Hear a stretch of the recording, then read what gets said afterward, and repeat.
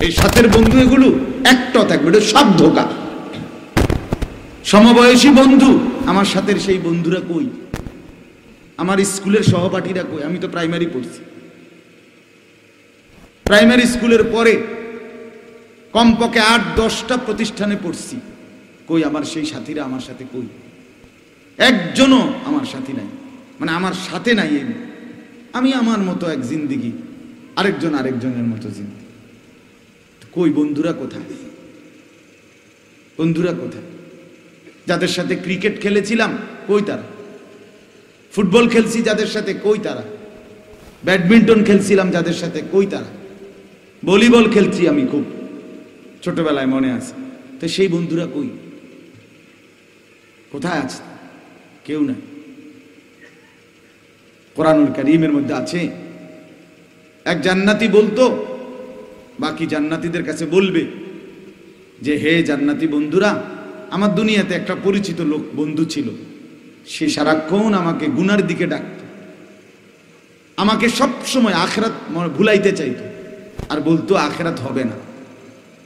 আমি কিন্তু তার কথায় ফাঁদে পড়ি নাই, আমি আল্লাহর বন্দেগী করে আল্লাহর দয়ায় আজ জান্নাতি হয়েছি। ক্বালা হাল আনতুম মুত্তালিউন। রব্বুল আলামিন বলেন, আল্লাহ তাআলা তখন বলবেন ওই বান্দাকে, তোমার সেই বন্ধুটাকে দেখবা?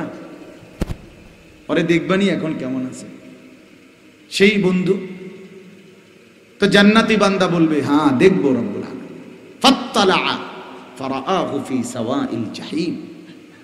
জান্নাতের দেওয়ালে জাহান্নামের চিত্র কম্পিউটারের স্ক্রিনের মতো ভেসে উঠবে। আল্লাহ তাআলা বলেন বান্দা জান্নাতি তার সেই বন্ধুটাকে দেখবে জাহান্নামের মাঝ বরাবর ভীষণ আগুনের মধ্যে, একবার নিচে পড়ছে, একবার ঢেউর মতো উথলে উঠছে। কোরআনে আছে জান্নাতি এই বন্ধু তখন লাফ দিয়ে এভাবে দাঁড়ায় যাবে অনুগতদের জন্য। ওই যে বললাম পরীক্ষা করার জন্য কার আমল কত সুন্দর। তাইলে এই জন্য আল্লাহ তাআলা আদম এবং হাওয়া এই দুইজনকে দিয়ে যখন পৃথিবী শুরু করলেন আবাদি, তো দীর্ঘদিন পর্যন্ত লম্বা একটা সময় মানুষ বাড়তে থাকছে। আদম এবং হাওয়া আলাইহিস সালামের পরে বাড়তে বাড়তে মানুষ দুই রকম হয়ে গেছে, কিছু ঈমানদার, কিছু নাফরমান। এক পর্যায়ে আল্লাহ তাআলা হযরতে নূহ আলাইহিস সালাম ওনাকে পাঠালেন, নবী বানাইলেন। এর আগেও দুইজন নবী ছিলেন, হযরত শীশ আলাইহিস সালাম, ইদ্রিস আলাইহিস সালাম। তখনও ঈমানদারের আধিক্য ছিল, প্রাধান্য ছিল। কিন্তু এই ইদ্রিস আলাইহিস সালাম এর পরে নূহ আলাইহিস সালামের জামানার কাছাকাছি এসে মানুষ হয়ে গেছে অধিকাংশই আল্লাহর অবাধ্য, নাফরমান, মূর্তি পূজক, পাপী, নানাবিধ গুনার কাজে লিপ্ত। আল্লাহ তাআলা নূহ আলাইহিস সালামকে নবী বানালেন, রাসূল বানাইলেন। এই অবাধ্য নাফরমান মানুষকে সংশোধনের দায়িত্ব দিলেন। নূহ আলাইহিস সালাম একটানা 950 বছর আল্লাহর পথে এই মানুষগুলোকে ডাকলেন। কয়শো বছর বাপ? 950 বছর। প্রিয় ভাই আমার, বাপ আমার, এটা গুরুত্বপূর্ণ হিসাব।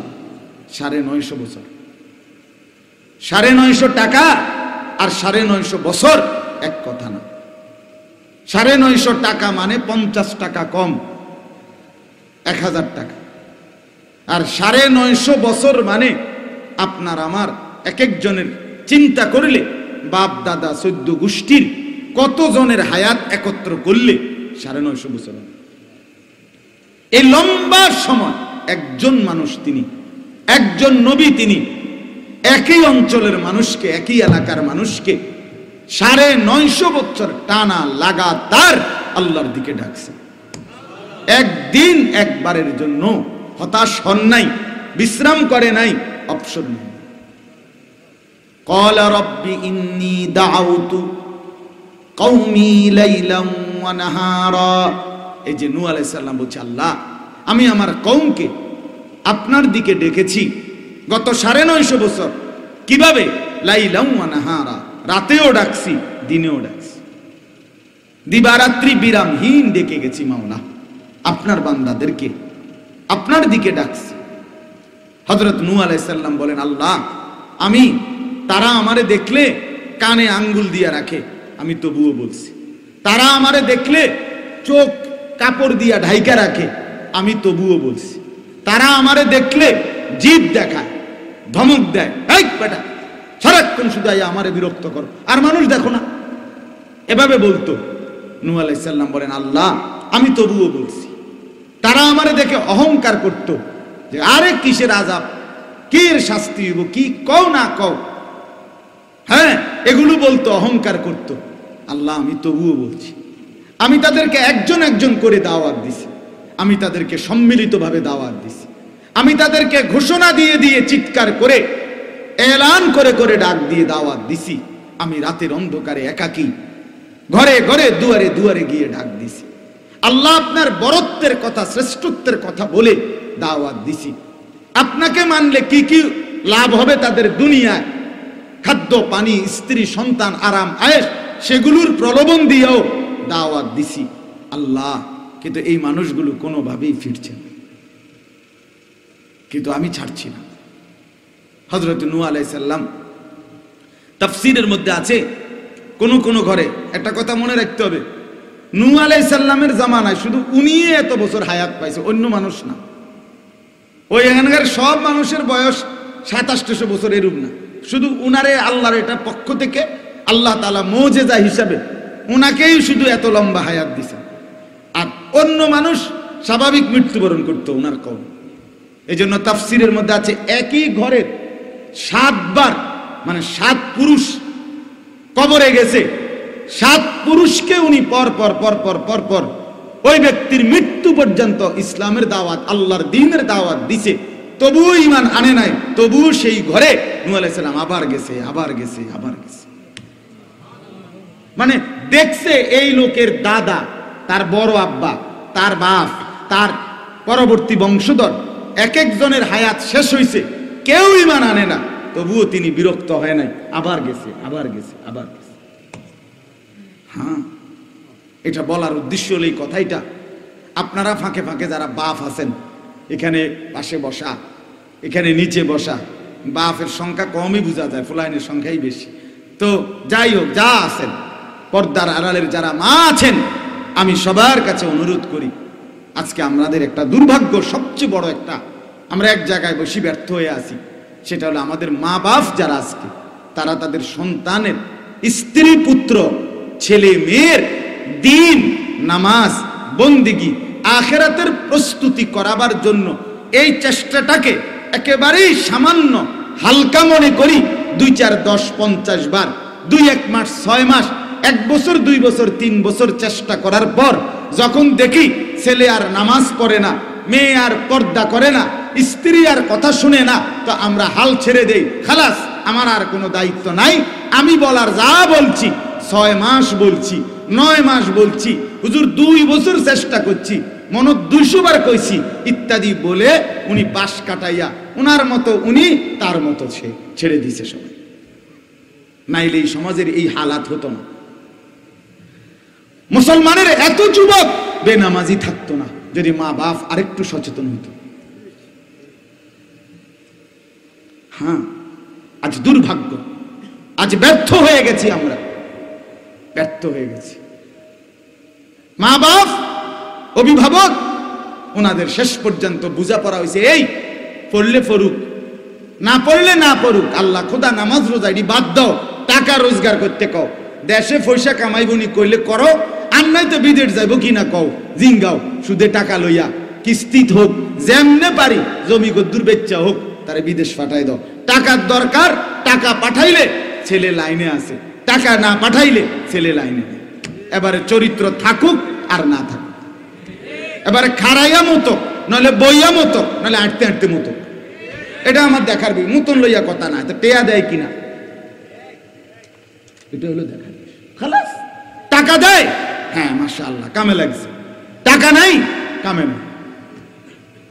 আহা, কথা তো এই ছিল না। কথা তো এই ছিল না। মুসলমানের বাপ, মুসলমানের মা, কথা তো এই ছিল না।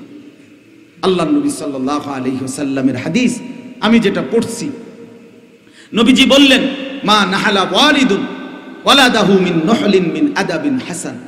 আল্লাহর নবী বলেন, কোন মা বাপ তার সন্তানকে কি দিয়ে যায় সর্বশ্রেষ্ঠ?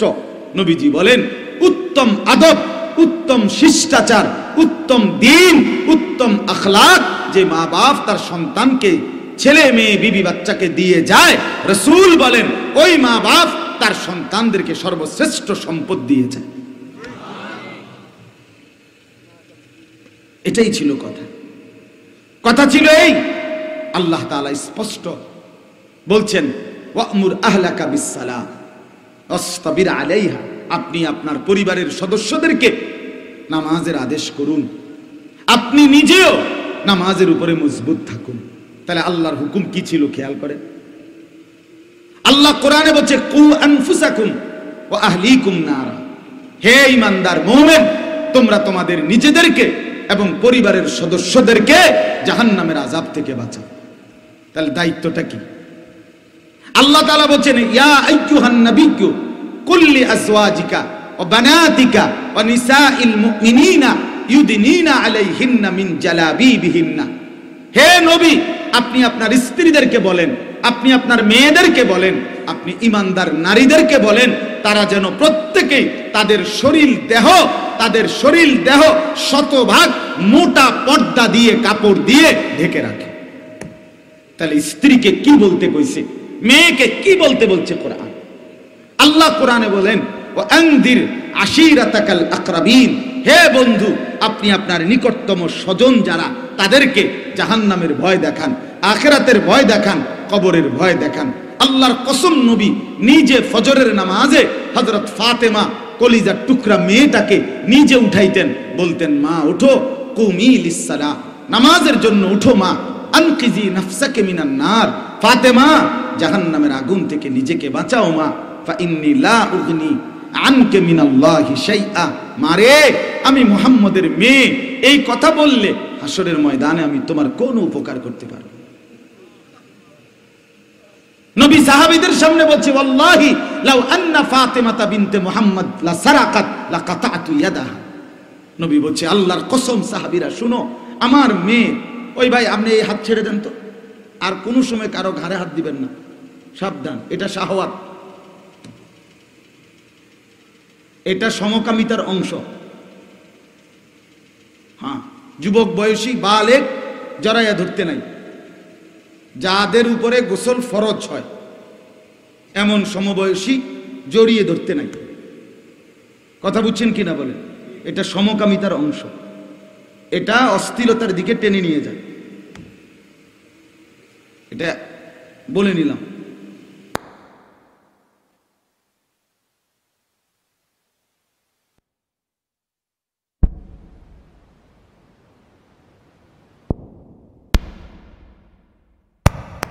রাসূল বলছে, ওয়াহজুরুহুন্না ফিল মাদাজি। আল্লাহ নবী সাল্লাল্লাহু আলাইহি সাল্লাম বলেন যে তোমরা তাদের বিছানা আলাদা করো। 10 বছর, তখনও নাবালক, কিন্তু এটা হলো করিবুল বুলুগ, বালেগ হওয়ার কি কাছাকাছি সময়। এই সময় বিছানা আলাদা, এক লেফের নিচে, এক কম্বলের নিচে, এক কাঁথার নিচে, এক রুমে, শুধু তারা দুইজন, এই আপন ভাই বোন হোক, তাদেরকে থাকতে দিও না। হাদিস এটা। হ্যাঁ, ইসলাম মায়ের পেটে থাকতে নজর রাখছে সন্তানের দিকে। আর আমরা 18 বছরের দামরা খারাইয়া মুতে হেতের বাপে কয়, ফুলাইন মানুষ কিরব, আমনও আহম্মক, আমনের ফুতেও আহম্মক, দোনোজনই অপদার্থ, দোনোটাই অপদার্থ। এত বড় 18 বছরের দামরা মুতে খারাইয়া হেবড়া কয় এত ফুলাইন মানুষ। আকল ফতার এই বেকুবের হবে কোন দিন? এই বেউকুফ আকল তার হবে কোন দিন?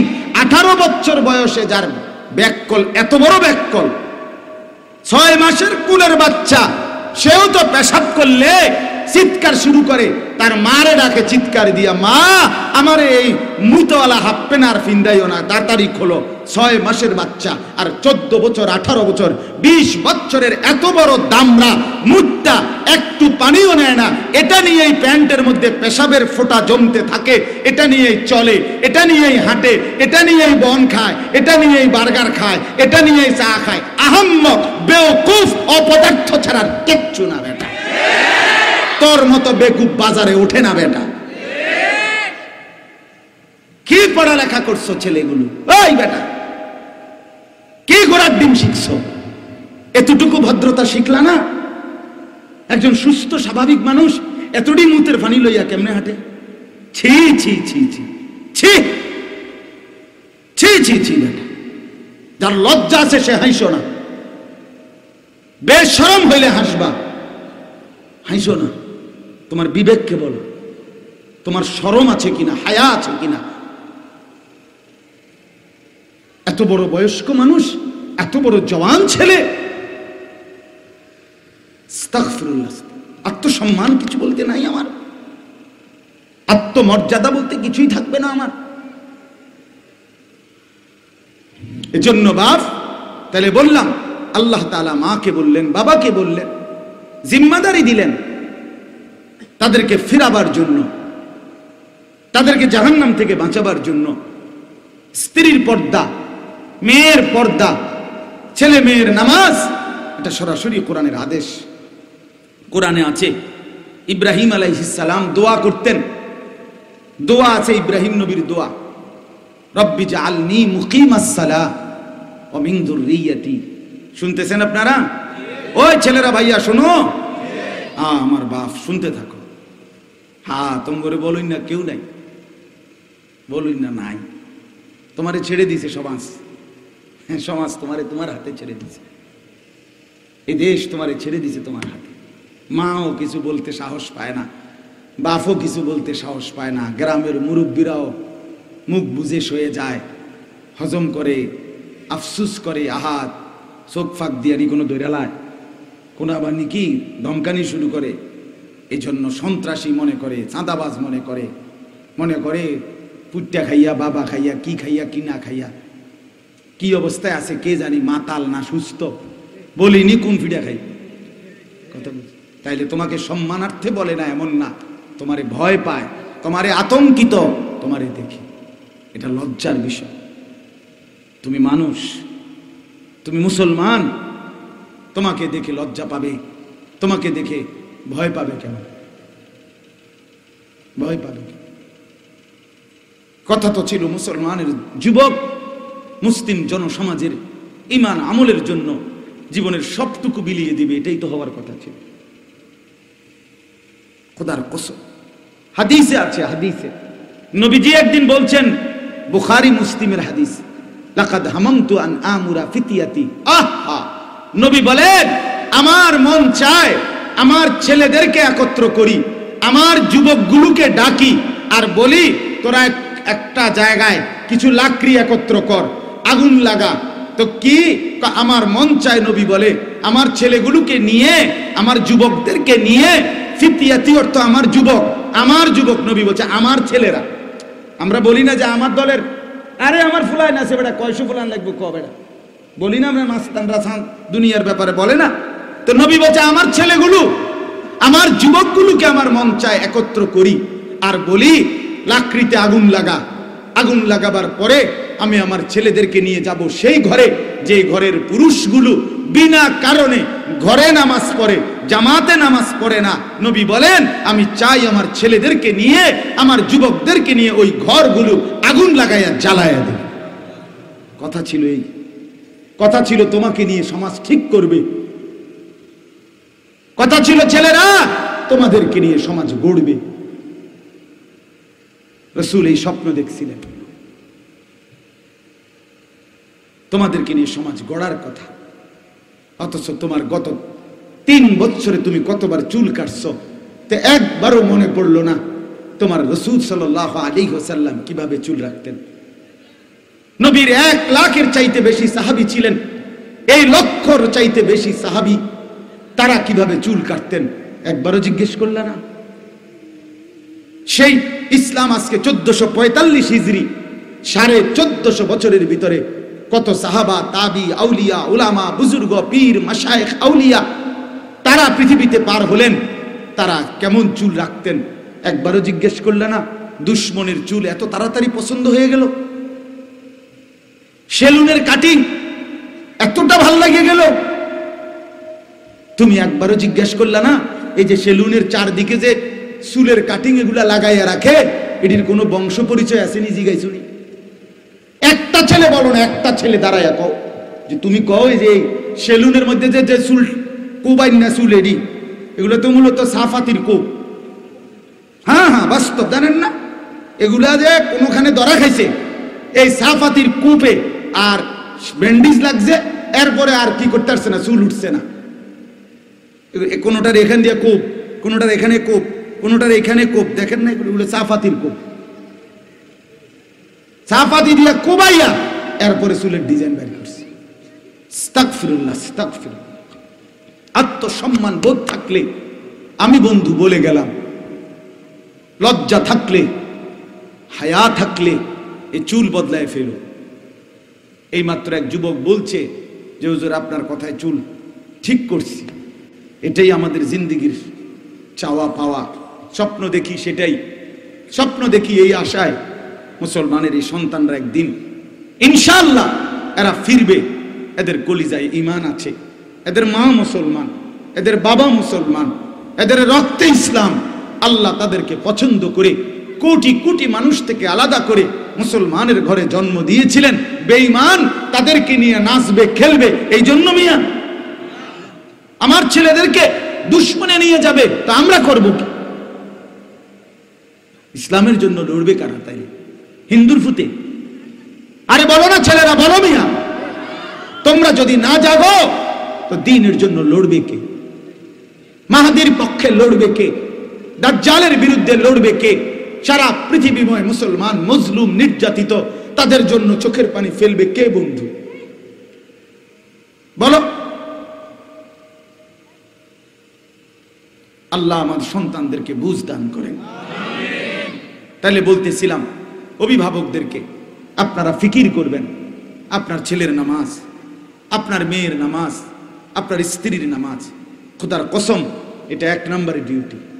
সোফা যদি মৃত্যু পর্যন্ত বানায় দিতে নাও পারেন কোনো অসুবিধা নাই, কিন্তু সেজদাওয়ালা বানায় যেতে হবে। একটা খাট যদি বানায় না দিতে পারেন, ফ্লোরে শুইবে সন্তান, এতেও দুঃখ নাই, কিন্তু সন্তান যেন সেজদাওয়ালা হয়, কোরআন পড়ে নেওয়ালা হয়। আমরা 5 ভাই 3 বোন। আমার আব্বা আমগো লাগিয়া বসতের জমি 8 শতক দিয়ে গেছে। 8 শতক। 8 শতক মানে কি? অল্প কদ্দুর জায়গা, বুঝেন নাই আমনে? কিন্তু 5 ভাই 3 বোনকে আব্বা মাদ্রাসায় পড়াইছেন, দিন শিখায় গেছে। বাবার ইন্তেকালের সময় আমরা 5 ভাই 3 বোন আর আমাদের ছেলে মেয়ে মিলে, বাতিজা বাগিনা মিল্লা 25 জন আল্লাহর কোরআন আমরা চতুর্দিকে পড়তেছিলাম। আমার আব্বার জোরে জোরে শ্বাস টানতেছিল। এই অবস্থায় আমার আব্বার ইন্তেকাল হয়েছে। আমি মারে জড়ায় ধরে বলছিলাম, মা আপনি কাঁদেন না। এই কিছুক্ষণ পরে বাপকে মুনকার নাকির যখন প্রশ্ন করবে কবরে, আলী আশরাফ মান রব্বুক, তোমার রব কে? আমার আব্বা বলবে ফেরেশতা। যদি রবকেই না চিনি তো 25 জন বংশধর রবের কোরআন পড়া রাইখা আসছি এই তো মাটির উপরে। আরে বলো কি ফেরেশতা, কি সিঙ্গাইলা? রব চিনবো না কেন? রব কেন চিনবো না? 1 কেজি আটার থেকে 2 টাকা বাঁচাইয়া 2 টাকার কম আটা নিয়া এরপরে আমার ভাইরা পড়ালেখা করছে। দোকানদাররে বলছে, চাচা মা বলছে 1 কেজি আটা দেন, 2 টাকার আটা কম দিতেন কইছে। হ্যাঁ, আজ বাবার বিদেশের টাকা, সন্তান সারা দিন সারা রাত মোবাইলে উলঙ্গ ছবি দেখতে দেখতে ওই বেচারা রক্ত পানি করা কষ্টের টাকা শেষ করে। আহা, স্বামী বেচারার জীবন পানি করা টাকা, নাফরমান স্ত্রী বেহায়া বেডি বাজারে বাজারে মার্কেটে মার্কেটে শেষ। আয় হায় অসভ্য নারী, করলি কি, করলিটা কি?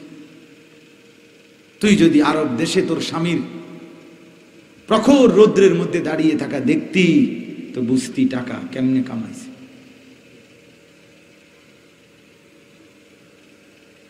আমার দেশের এই গরমই তো আমাদের সহ্য হয় না, আর সেটা সৌদি আরব, আরব দেশের তুলনায় আমাদের দেশ তো নাতিশীতোষ্ণ আবহাওয়া, সেখানের গরমটা কেমন?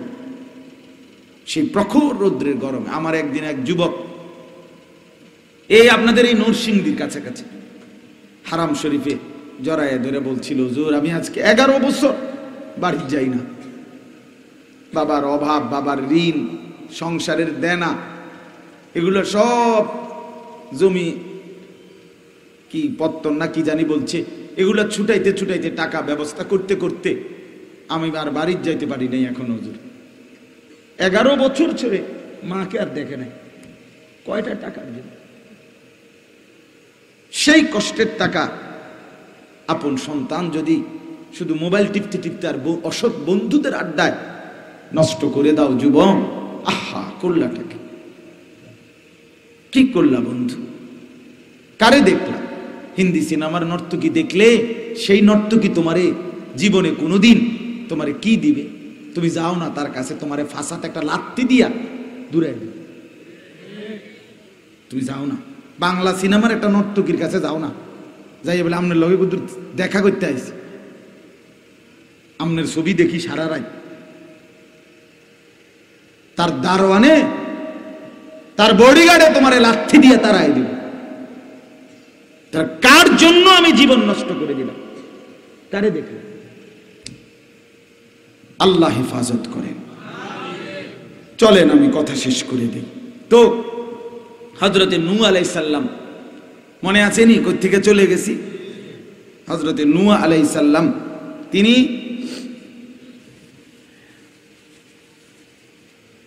বাকি আমি হতাশ না, এই চোখের পানি হতাশার না, আমি নার্ভাস না, হতাশ হই না আমি কোনোদিন। আলহামদুলিল্লাহ, আমার বিশ্বাস, আমার ইয়াকিন আমার ছেলেরা ফিরে আসবে ইনশাআল্লাহ, ফিরবে ইনশাআল্লাহ।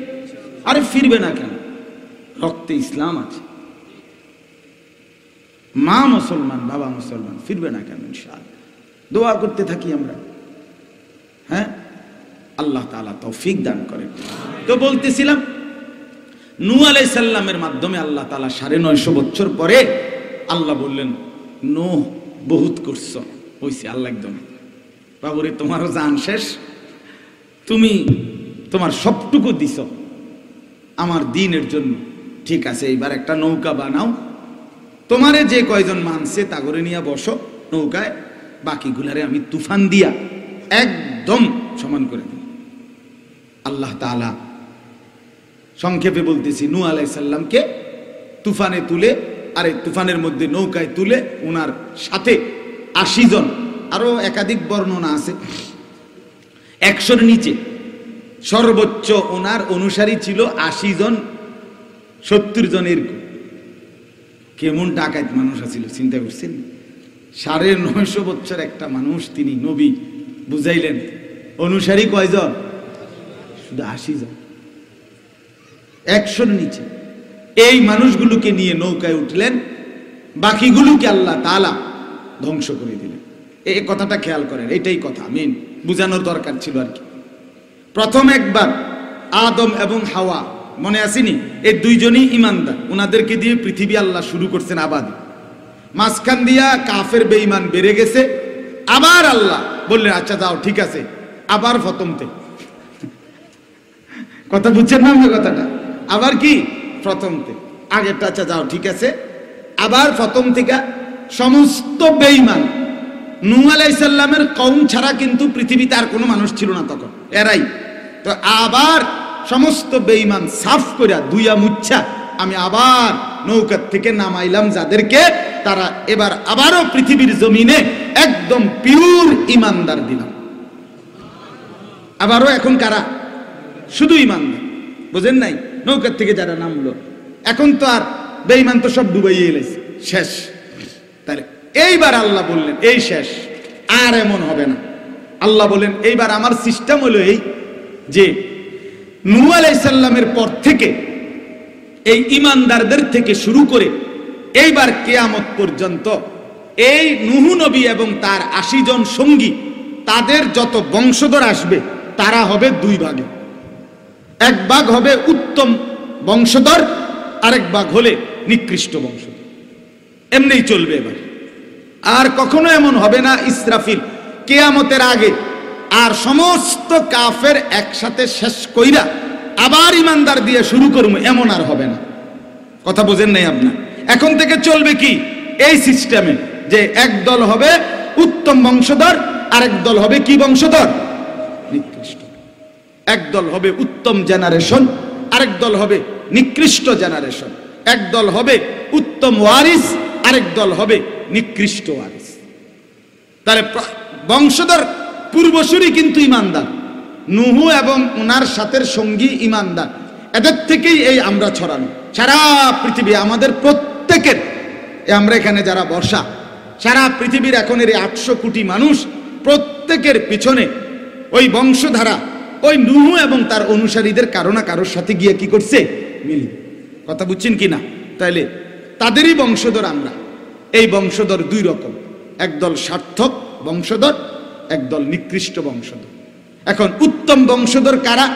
আল্লাহ তাআলা বলেন যাদের মধ্যে দুইটা সিফাত আছে তারা উত্তম বংশধর। নিকৃষ্ট বংশধর কারা? তার যাদের মধ্যে দুইটা সিফাত আছে, মানে দুইটি গুণ যাদের মধ্যে আছে তারাই উত্তম বংশধর। এর ব্যতিক্রম আরো দুইটা গুণ যাদের মধ্যে আছে তারা নিকৃষ্ট বংশধর। আল্লাহ বলেন উত্তম বংশধর হবে কিয়ামত পর্যন্ত তারা যারা আল্লাহর আয়াত, আল্লাহর স্মরণ, আল্লাহর নাম শুনলে খাররু সুজ্জাদান ওয়া বুকিয়া, যারা আল্লাহর জন্য সেজদায় লুটিয়ে পড়ে এবং আল্লাহর ভয়ে কাঁদতে শুরু করে। যারা আল্লাহর নাম শুনে, এই যে মসজিদে আজান হয় তো কার নাম? তো আল্লাহর নাম শুনতে দেরি সেজদায় লুটিয়ে পড়ে মসজিদে গিয়ে। খাররু সুজ্জাদান, তারা সেজদায় লুটিয়ে পড়ে এবং ওয়া বুকিয়া, এবং কাঁদতে শুরু করে। আল্লাহর ভয়ে যারা কাঁদে, আল্লাহর জন্য যারা সেজদা করে, তারাই হলো উত্তম উত্তরসূরি, উত্তম বংশধর, উত্তম জেনারেশন, উত্তম প্রজন্ম। এবার নিকৃষ্ট প্রজন্ম কারা? এটাই আমি এই 59 নম্বর আয়াতে এইটা বললে শেষ কথা। আল্লাহ তাআলা বলেন ফাখালাফা মিন বাদিহিম খালফুন আদাউস সালাহ ওয়াত্তাবাউশ শাহওয়াত ফাসাউফা ইয়ালকাউনা গাইয়া। নিকৃষ্ট মন্দ উত্তরসূরি এরপরে আসবে। আল্লাহ বলেন কারা? এক নাম্বার যাদের পরিচয় হলো আদাউস সালাহ, তারাই নিকৃষ্ট উত্তরসূরি জেনারেশন, প্রজন্ম, যারা প্রতিনিয়ত নিজেদের নামাজ নষ্ট করে। কি নষ্ট করে ভাই? বলো না ছেলেরা, বলো ভাই। আমরা দেশে যেটা কয় যে তুই আমার কুফুত হইছ, তোর মতো অজাতেরে মহিলা বলে পেটে দইরা আমি ভুল করছি। মানুষের রাগ করে কয় না এরকম কথা, কলে বলেন না। এই আল্লাহ তাআলা বলেন নিকৃষ্ট উত্তরসূরি জমিনে, নিকৃষ্ট জেনারেশন, কুফুত, কুসন্তান, কুবংশধর সে যে নামাজ নষ্ট করে। কি নষ্ট করে? আর দুই নাম্বার ওয়াত্তাবাউশ শাহওয়াত, মনের ইচ্ছা মতো চলে, মন মতো শাহওয়াত, আমার মনে যা চায় আমার মনে। কি তুমি এত জোরে গান শোনো কা? আমার ইচ্ছা। তুমি দাঁড়াইয়া পেশাব করো কেন? আমার ইচ্ছা, আমার ইচ্ছা। এতগুলো মানুষের সামনে তুমি তোমার মন মতো চলতেছে, আমার ইচ্ছা। আপনার সমস্যা কি? আপনার সমস্যা কি? হ্যাঁ কথা বলেন। আজকে আমরা যতগুলো গুনাহ করি, যে যা আমিও আপনিও, প্রত্যেকটা আল্লাহর ইচ্ছার কারণে না আমার ইচ্ছার কারণে? আমার ইচ্ছা। আল্লাহর যতগুলো বন্দেগী আমরা ছেড়ে দিচ্ছি, এটা আল্লাহর হুকুমের কারণে না আমার ইচ্ছার কারণে। তাহলে আল্লাহ বলেন নামাজকে যে প্রতিনিয়ত নষ্ট করে, এবং মনের চাহিদা মতো যে চলে সে হলো কুসন্তান, কুবংশধর, নিকৃষ্ট প্রজন্ম, নিকৃষ্ট জেনারেশন। বলেন নাউজুবিল্লাহ। এখন তার পরিণতি কি হবে? তার পরিণতি কি? আল্লাহ বলেন ফাসাউফা ইয়ালকাউনা গাইয়া। আরেকটা মিনিট নজর দেন। ফাসাউফা নিয়ে আসেন, হুজুরকে নিয়ে আসেন। ফাসাউফা ইয়ালকাউনা গাইয়া। আল্লাহ বলেন এই নিকৃষ্ট প্রজন্মের পরিণতি কি হবে? আমাদের পরিণতিটা কি হবে? আহা, এই নামাজ যাদের ছুটে যাচ্ছে ছেলেরা, বাবারা, মাদেরকে বলবেন, বোনদেরকে বলবেন, আহা, প্রতিনিয়ত যারা সামান্য দুনিয়ার জন্য নামাজ ছেড়ে দিচ্ছেন, আপনাদের পরিণতি কি হবে? আল্লাহ বলেন যারা যারা নামাজ নষ্ট করছে এবং মনের চাহিদা মতো চলতেছে, ফাসাউফা ইয়ালকাউনা গাইয়া।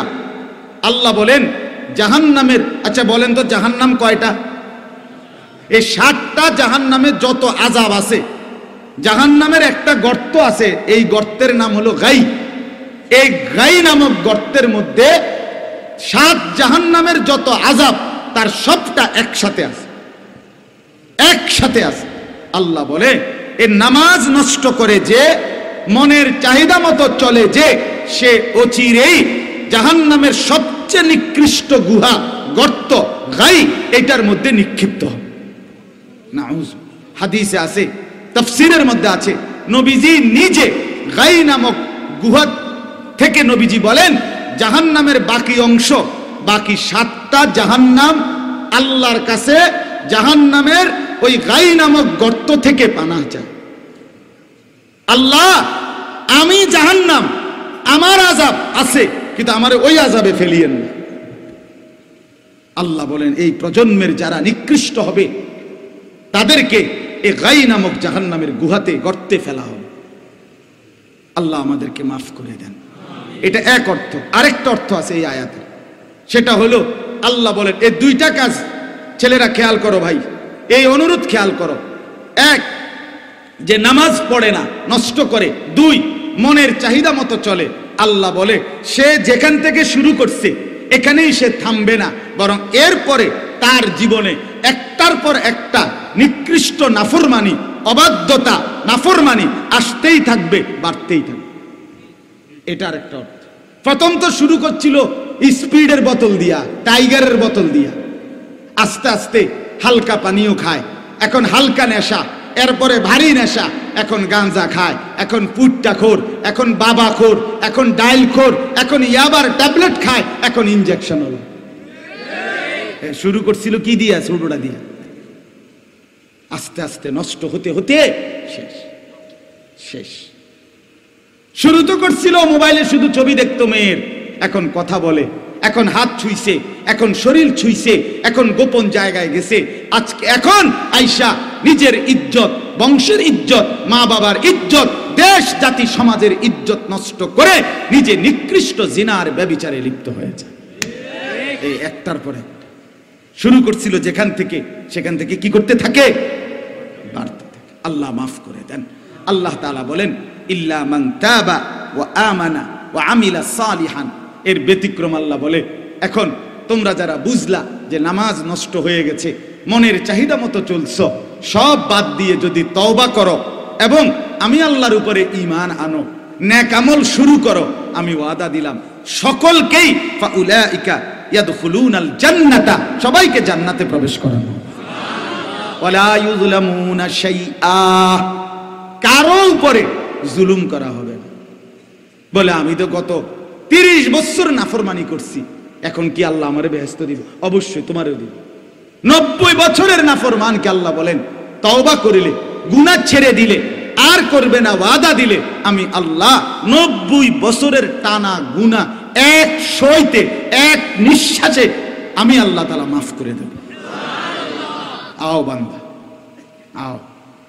আল্লাহ বলে বান্দা আসো, তুমি আসবে 1 বিঘত, আমি আসবো 1 হাত। তুমি আসবা 1 হাত, আমি আসবো 2 হাত। তুমি আসবা হাঁটতে হাঁটতে, আমি আসবো দৌড়তে দৌড়তে।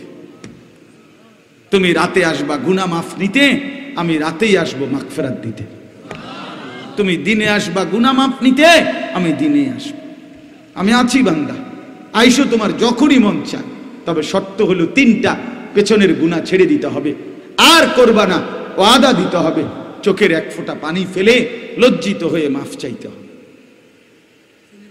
আমি যদি 3টা বুঝ পাই আমি সব মাফ করে দেব, আসমান ছোঁয়া গুনাহ মাফ করে দেব। এজন্য ছেলেরা ফিরে আসো ভাই, বাবাদেরকে বলি ফিরে আসেন, মাদেরকে বুঝান, বোনদেরকে বুঝান, সবাই 5 ওয়াক্ত নামাজ পড়ার চেষ্টা করেন। বাবা ছেলেদেরকে ফজরের নামাজের জন্য উঠান, মা সন্তানদেরকে ফজরের নামাজের জন্য উঠান, স্বামী স্ত্রীকে নামাজের কথা বলেন, স্ত্রী স্বামীকে নামাজের কথা বলেন, ছেলেরা বাবাকে নামাজের কথা বলো, বাবা ছেলেদেরকে বলেন, মিলে মিশে দুনিয়া চালান, কোনো সমস্যা নাই। বাজার ব্যবসা লেনদেন ঘর দুয়ার সবই ঠিক আছে, কিন্তু তার চাইতে বেশি দরকার হলো আপনার আমার স্ত্রী সন্তান পরিজনের আখিরাত, নামাজ, বন্দিগি। আল্লাহ তাআলা তৌফিক দান করেন।